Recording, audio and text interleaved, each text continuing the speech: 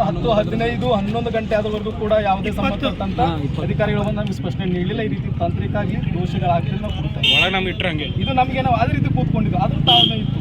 ಆದರೆ ಎರಡನೇ ಸಲ ಏನಾಯ್ತು ಅಂದರೆ ಸರ್ ಮತ್ತಕ್ಕಿಂತ ಮೇಜರ್ ಇಶ್ಯೂ ಏನಂದ್ರೆ ಇಲಾಖೆ ಒಂದಿಷ್ಟು ಒಂದು 10 ಇಂಚ್ ಬೆಂಚ್ ಮೇಲೆ ಇಬ್ಬರು ಬರ್ಬೇಕು ಅಂತ ಬರೀತಕ್ಕಂಥ ಅದು ನೀವು ನೇರವಾಗಿ ನೋಡ್ಕೊಂಡ್ರೆ ನಿಮ್ಗೆ ಗೊತ್ತಾಗುತ್ತೆ. ಈ ಕಡೆ ಕುಂತ್ಕೊಂಡ್ರೆ ಈ ಥರ ಆನ್ಸರ್ ಶೀಟ್ ಕಾಣುತ್ತೆ, ಈ ಕಡೆ ಕುಂತ್ರೆ ಈ ಥರ ಆನ್ಸರ್ ಶೀಟ್ ಕಾಣುತ್ತೆ. ಯಾವುದೇ ರೀತಿಯಾಗಿರ್ತಕ್ಕಂಥ ಫೆಸಿಲಿಟಿ ಇರಲಿಲ್ಲ, ಪಾರದರ್ಶಕ ಇಲ್ಲ, ಸಂಪೂರ್ಣ ಅಪಾರದರ್ಶಕವಾಗಿ ನಡೀತಾ ಇದೆ. ನಮಗೆ ಮತ್ತು ಇಲ್ಲಿ ಬರೀತಕ್ಕಂಥ ವಿದ್ಯಾರ್ಥಿಗಳಿಗೆ ಈ ಒಂದು ಸೆಂಟರ್ನಲ್ಲಿ ದೋಷ ಕಾಣಿದೆ.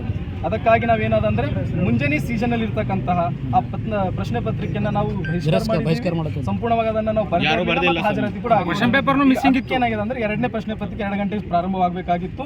ಆದರೆ ನಮ್ಗೆ ಏನಾದಂದ್ರೆ ನಮ್ಗೆ ಬರ್ಲಿಕ್ಕೆ ಮನಸ್ಸಿಲ್ಲ. ಯಾಕಂದ್ರೆ ನಮಗೆ ಈಗ ಸದ್ಯ ಏನಾಗಿದೆ ಸಂಬಂಧಪಟ್ಟಂತ ಈ ಒಂದು ಏನು ಸೆಂಟರ್ನಲ್ಲಿ ಎಕ್ಸಾಮ್ ನಡೀತಾ ಇದೆಯಲ್ಲ ಸಂಬಂಧಪಟ್ಟ ಅಧಿಕಾರಿಗಳಾಗಿರ್ಬೋದು ಅವ್ರ ಮೇಲೆ ನಮಗೆ ನಂಬಿಕೆ ವಿಶ್ವಾಸ ಕಳೆದೋಗ್ಯದ. ನಾವು ಎರಡನೇ ಪ್ರಶ್ನೆ ಪತ್ರಿಕೆ ಹಾಜರಾಗ್ತಾ ಇಲ್ಲ. ಮತ್ತು ನಮಗೆ ಎಲ್ಲಕ್ಕಿಂತ ದೊಡ್ಡ ಮನಸ್ಸು ಏನು ನೊಂದದಂದ್ರೆ ಈ ಸಂಬಂಧದಲ್ಲಿ ಏನು ನೊಂದಿದೆ ಮನಸ್ಸು ಅಂದ್ರೆ ಸಂಬಂಧಪಟ್ಟಂತ ಜಿಲ್ಲಾಧಿಕಾರಿಗಳು ಸ್ಥಳಕ್ಕೆ ಬರೆದಿರೋದು ಅದು ನಮಗೆ ಭಾಳ ಮನಸ್ಸು ನೊಂದು ಸರ್. KPSC ಅಭ್ಯರ್ಥಿಗಳಿಗೆ ಇದು ಭಾಳ ಮನಸ್ಸು ನೊಂದು. ಇಷ್ಟು ಬಬ್ಬು ಹಾಕ್ತೀವಿ, ಕೂಗ್ತೀವಿ, ಎಲ್ಲ ಮಾಡ್ತೀವಿ. ಸಂಬಂಧಪಟ್ಟಂಥ ಜಿಲ್ಲಾಧಿಕಾರಿ ಯಾವುದೇ ರೀತಿಯಾಗಿರ್ತಕ್ಕಂಥ ಟಸ್ ಮಸ್ ಅನ್ನಲಾರ್ದಂಗೆ ಅವರಷ್ಟಕ್ಕೆ ಅವ್ರು ಶಾಂತಿ ರೀತಿಯಿಂದ ಇದ್ದಾರೆ ಅಷ್ಟೇ.